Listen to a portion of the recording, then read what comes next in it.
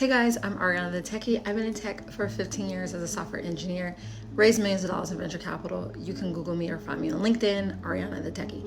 So this is a really good question that many business owners, startup founders really face, right? Is like after you figure out your GDM, which is go-to-market strategy, the next thing is like now you have customers, right, that are using your product or your service.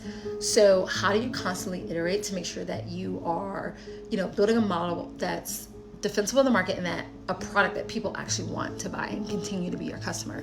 And so getting like constant feedback and implementing different feedback loops throughout your product is super important, but also doing it very manually. So like one thing that I did for my very first ever tech startup that I built like years ago was I would actually go up in person to places that I felt like my customer would be. So at the time I was building in the beauty tech space. And so where do a lot of people who buy beauty products go? They go to, stores like Sephora, Ulta, the mall.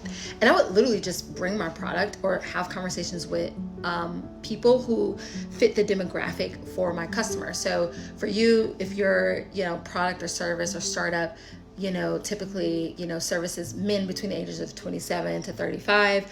Okay, well, where are 27 to 35 year olds typically, where would they be looking or searching for this product? And I would go there. So that's one way to get like random feedback from strangers, which is really good because oftentimes they don't know you. So they'll tell you like if it sucks or not, or they can also lie and be like, yeah, this is great. The other way that you could do it is that if you have current customers, then you can just like whoever's already a paying customer, sometimes I would actually send people emails and say like, hey, is there, literally giving them like a feedback survey, or it would just be like an actual like non-automated email where it's actually genuinely me asking them certain questions to kind of get their raw feedback. And people are willing to be helpful.